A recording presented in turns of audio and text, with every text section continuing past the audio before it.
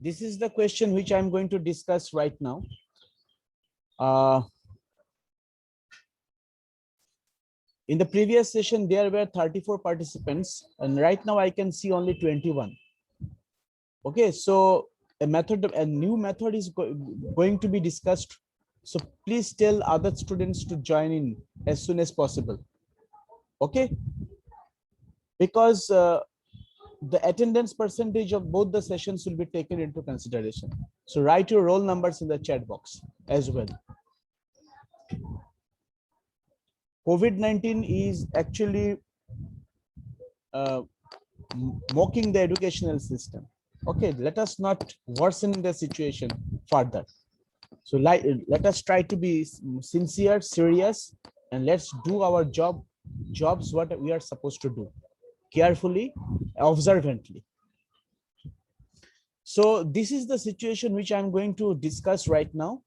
If you ask me what are these values, 8, 26, 17, I do not have any interest in this. In the examination, this question has been asked. Say, for example, with respect to some physical system, this problem has been given to you. This J1, J2, J3, J4, this may be, I can consider this may be some place, D1, D2, D3, D4, these may be some other places, and you can consider 8, 26, these are the distances. Okay, whatever. So, or you can consider this J1, J2, J3, J4 as some machines, and D1, D2, D3, D4, these are some kind of say activities which can be performed by these machines, and therefore this these numerical values appeared in the table. They may represent the times to you can say that 8 hours is required to complete activity D1 by the job J1. So here I am not interested about the names of these J's and these D's. Here I am going to explain how to apply Hungarian method on this particular matrix to find the optimal solution, or in specifically the minimum solution. So this Hungarian method is consisting of several steps. So step number 1 is this. Step number 1.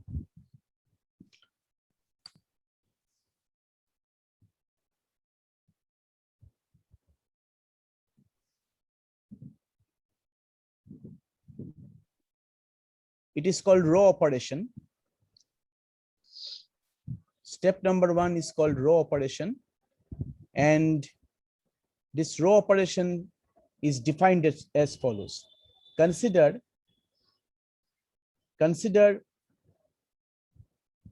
the first row. Consider the first row and identify the minimum element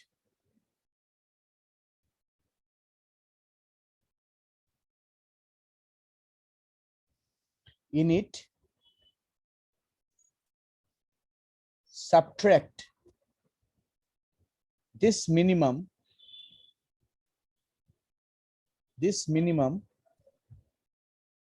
element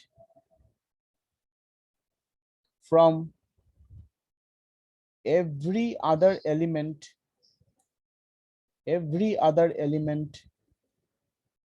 of that row.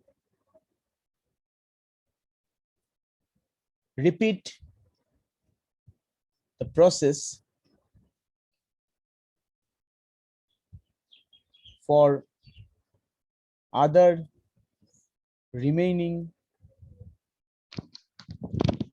rows. So this is your step number 1.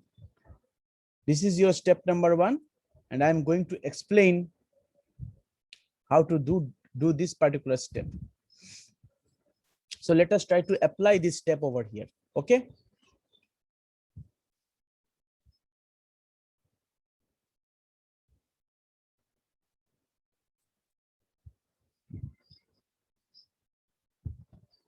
So I'm going to write this matrix once again.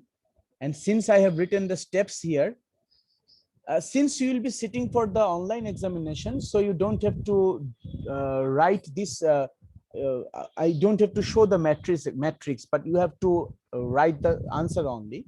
But when we do it on pen and paper, what we write, we write this matrix, we write the step in the examination, and we put an arrow mark between the two matrices, and we write on the arrow, we write row operation, so that the examiner understands that we are performing the row operation. Now, according to the step given, you see in the first row, the minimum element is 8. Now that 8 will be subtracted from each and every element of that row, including itself. So 8 minus 8 gives you 0. 26 minus 8 gives you 18. 17 minus 8 gives you 9. And 11 minus 8 gives you 3. Okay, so the first row has been calculated in the following manner. Now, what is written? We have to repeat this for the remaining rows. So in the first row, the minimum element was 8. So let us try to mark it. In the second row, the minimum element is 4. Now that minimum element will be subtracted from each and every element of that row. Okay, so let us try to do it. So 13 minus 4 gives you 9. 28 minus 4 gives you 24. 4 minus 4 gives you 0. And 26 minus 4 gives you 22.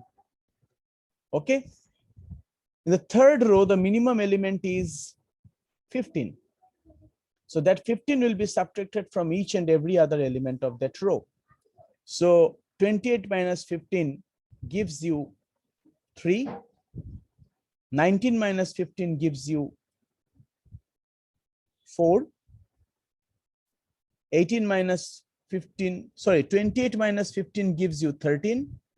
19 minus 15 gives you 4. 18 minus 15 gives you 3. And 15 minus 15 gives you 0. If I do any mistake, then you write in the chat box. I'm asking all of you. Okay. So you cannot unmute yourself, but you can write in the chat box. And similarly, in the fourth row, the minimum element is 10. So let us mark it, and we are going to subtract this minimum element from other elements as before. So 19 minus 10 gives you 9. 26 minus 10 gives you 16. And 24 minus 10 gives you 14. And 10 minus 10 gives you 0. So my first step is completed. Let us now write the second step. The second step is called the column operation.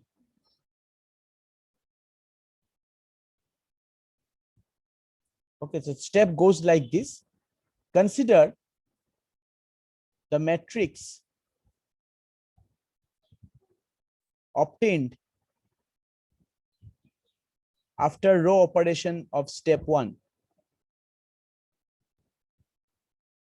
After row operation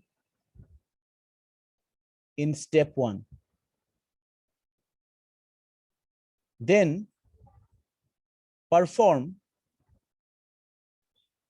the same set of operation,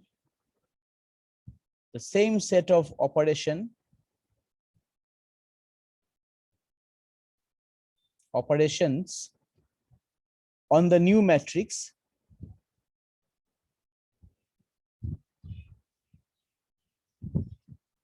as described in step 1, but this time you do it for columns. Now, if you're writing this in the examination, don't write you. You cannot dictate examiner. Okay, you are doing it. So we, in place of you, will write we. We do it for columns. Okay. I hope that you have this kind of common sense. So now I am going to write this particular, this is page number 1. You can take, if you are not writing, if you're lazy, then I'll recommend all of you to take a screenshot of this page, because I'm moving on to the next page. Okay, I'm moving on to the next page.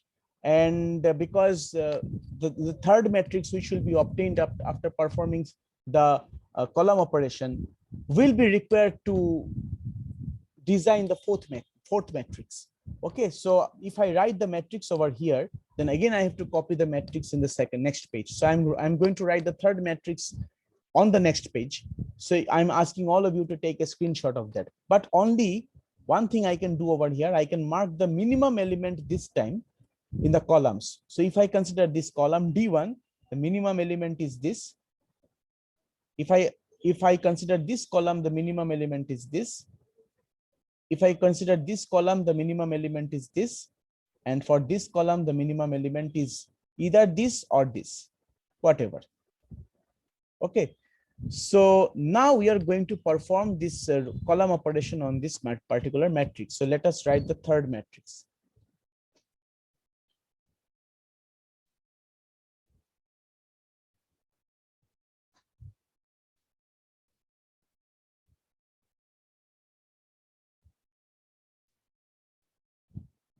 Okay.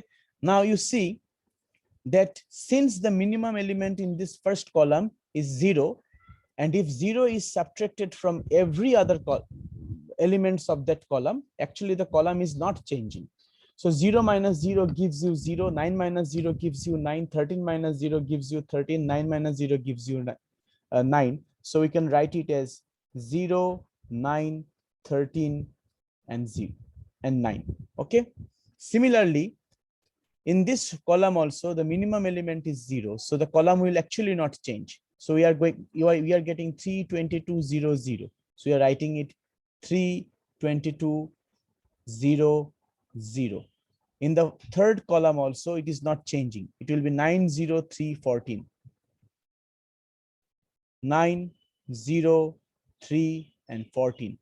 But the second column will change, because in the second column, the minimum element is not 0. The minimum element is 4. So 4 will be subtracted from every other element, so including itself. So 18 minus 4 is 14. 24 minus 4 is 20. 4 minus 4 is 0. And 16 minus 4 is 12. And this matrix has been obtained by performing column operation from the previous page.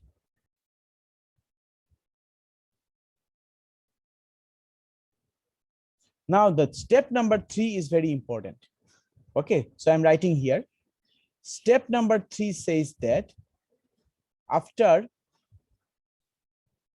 you performing the column operation,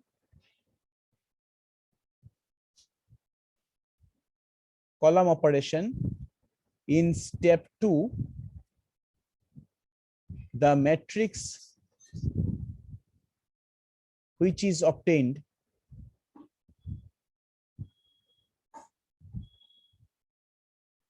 is taken into consideration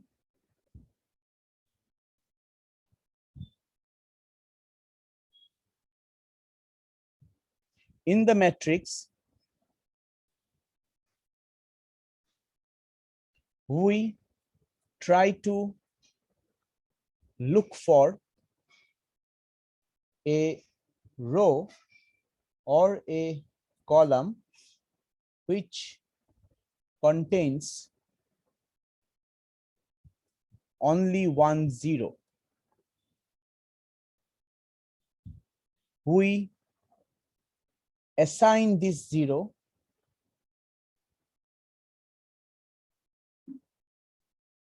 by putting it inside a box and crossing every other zeros if appear in the row or column containing that boxed zero. A very long paragraph I have written. Just read the, copy this statement in your page and read it out, okay, loudly. Now I'm going to explain what they mean to do. First of all, I'm going to assign zeros, as many zeros as I can get in the particular matrix that will be good for us. So we shall, this assignment I cannot do arbitrarily. I cannot suddenly, I cannot move my pencil and I can put a box around a particular zero. No, that is not the thing. Every step, every method has some kind of logical approach over here. So logically, what we'll do, we'll try to look for a row which contains only one zero. And we'll do it sequentially. We'll start from the first row. If I see that the first row contains a single zero, then it's okay. But if I see that the first row doesn't contain a single zero, we'll move on to the second row. If second row doesn't contain a single zero, we'll move on to the next row and the next row and the next and the next. And if all the rows are exhausted, we'll repeat the process. We'll try to look for such things, such situation in columns. But if you ask me what will happen if columns also don't show such kind of things, then that is a different scenario. That means if you say that what will happen if in a particular row or a particular column, every row and every column more than one zeros are present, such situation may arise. I'm not saying that this situation will never arise, but in that scenario, we'll do something else which will be discussed later on. Okay. I can only discuss the situation only if it is encountered. So if while doing a problem, if I encounter such a situation, then I will talk about it. So here we are fortunate enough, we see in the first row, only one zero is there present. So we are keeping the zero in the box. We are assigning it. By keeping the zero in the box means that we are allocating J1 to D1. When I'm doing so, it means I'm allocating J1 to D1. Don't put arrow like this. I'm just making it, just making this arrow to make you understand. Now what the step is saying, it is saying that crossing every other zeros if appear in the row or column containing that box zero. Now look at this column. Is there any other zero? No. Look at this row. Is there any other zero? No. So you don't have to worry. Okay, let's move on to the next row. In the next row, here in this one particular line I have to write. We have to do it for all rows. And one condition is this. The condition comes from the mathematical model directly. Every row and column, every column must contain one and only one zero. Why? Quite obvious, because I have already explained in the previous session that only one person can be assigned to do a particular job. Only one job can be assigned to a particular person. That's why. Go to the next row. The next row, only one zero is present. So you assign this. When you are assigning this zero, that means you are allocating J1 to D3. Okay. So I shouldn't put dots like that. Now you'd see that whether in this particular column or in this particular row where the boxed zero is present, is there any other zero present? No. Okay, you don't have to worry. Go to the next row. Next row contains two zeros. But in step 3, it is said that you are to put a box, you have to assign 0 in that row which contains only one single 0. But in the next row, we are getting 2 zeros. So we shall skip it for the time being. We'll move on to the next. I am skipping. I'm writing it over here because you are doing it for the first time. Skip row 3 as it contains 2 zeros. 2 zeros. Okay. Now, come to next, go to the next row. That is row number 4. Row number 4 contains a single 0. So we are going to assign it. Okay. We are going to assign that 0. But now you see that in this row, that is row number 4 and column number 4, apart from this 0, apart from this boxed 0, another 0 is present, which is this one. But this 0 cannot be present over here. I'm making this point. This 0 should not be present. Should not be present, as the column has already got its assignment. The column has already got its assignment. So this 0 must be crossed out. So that is what was written here. Crossing every other zeros if appear in the row or column containing that box. Now, you can go back to row 3 once again. And now you find that in row 3, now it remained only 1 0, as we expected it to be. So we are putting this 0 inside the box. After this, doing this operation step 3, what do we find? We have found that conclusion. We have found that every row and column has got one and only one assignment. One and only one assignment. And what are these assignments? The assignments are, since I have put this 0 inside the box, so J1 is being assigned to D1. For this, J2 is being assigned to D3. J3 is being assigned to D2, and J4 is being assigned to D4. And correspondingly, this implies that this part is very important. Try to listen to me very carefully. Now the assignments have been made. Now you see that when J1 is assigned to do the job D1, what is the time or value that is present in the matrix? The value is 8. Okay. So I'm writing the matrix once again for your quickly for your clarity. So originally we had this matrix J1, J2,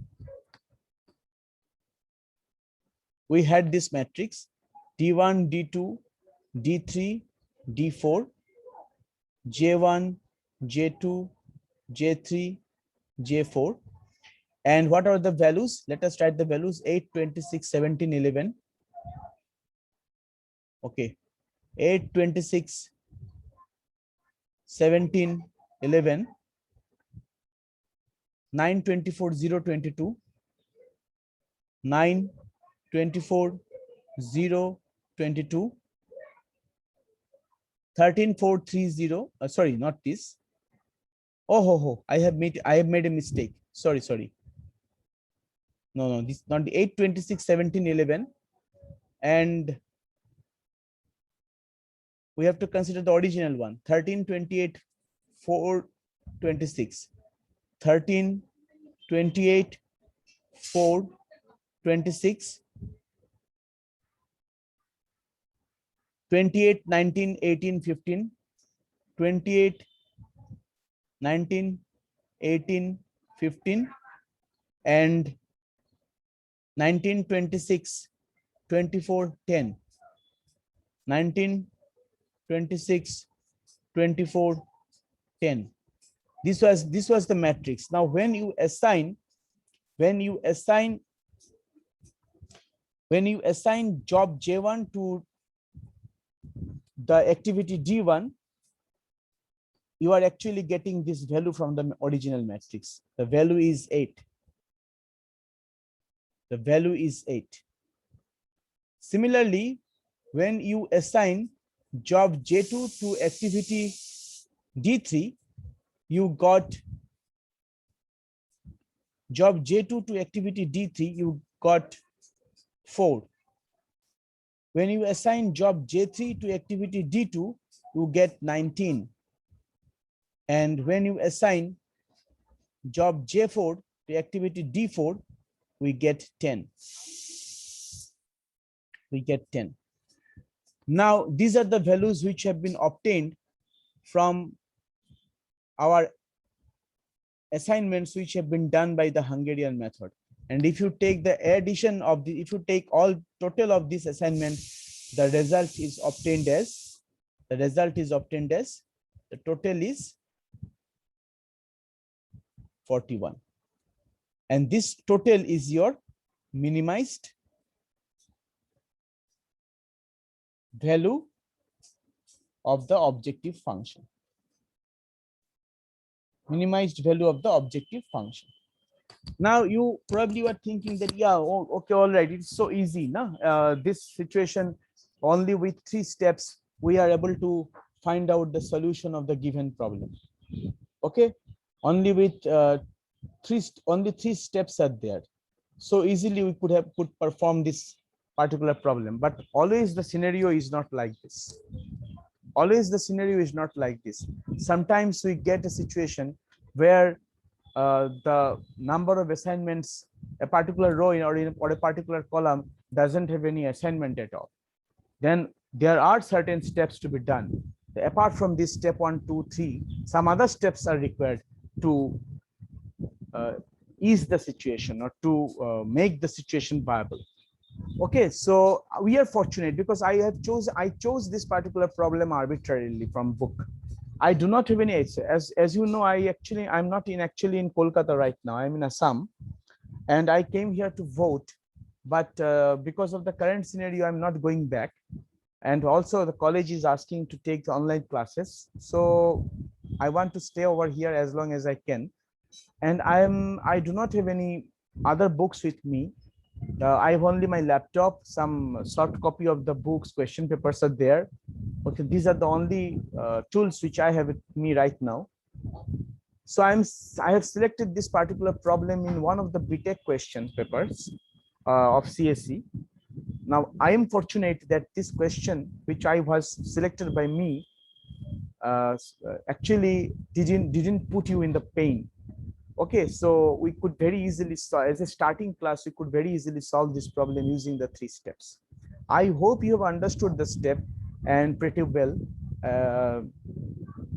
There are some other situations which need to be discussed, okay, subsequently. One thing which I want to comment on is this. I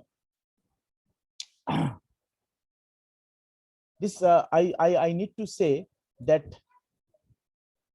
Hungarian method, this method is a note I'm writing. I'm going to write it over here. So note is this: Hungarian method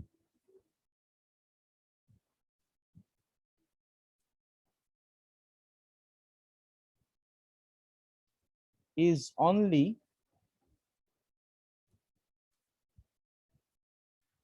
suitable to be applied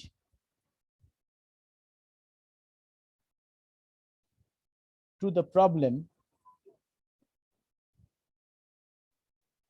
of minimization types. Minimization types.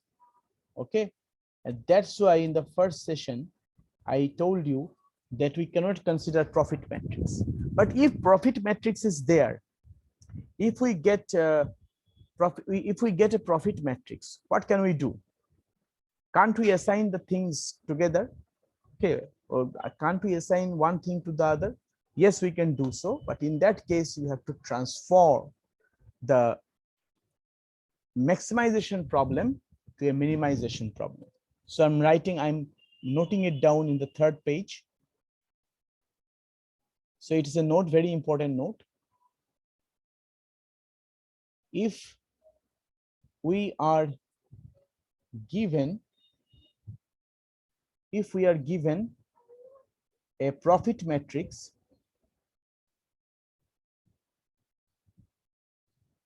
or a maximization type problem,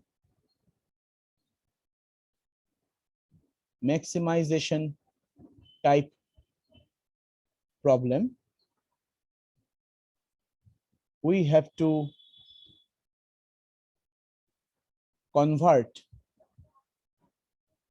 it into a minimization type.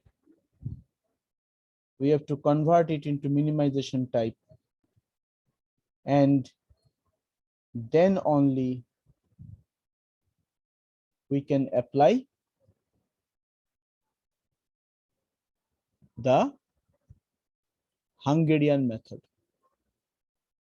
We can apply the Hungarian method.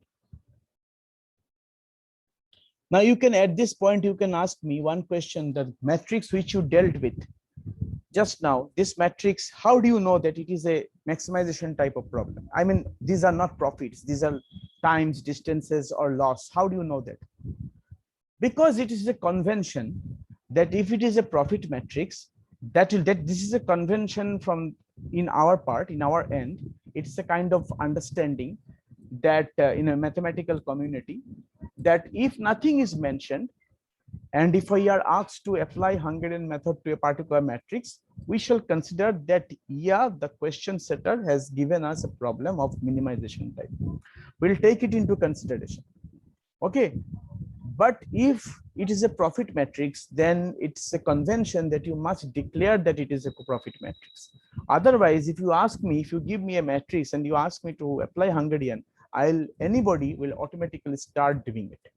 He'll not ask whether, because it is not his job to check whether it is a profit matrix or not. You are giving me that, then it is your responsibility to declare whether you are giving me a profit matrix or a minimization loss matrix.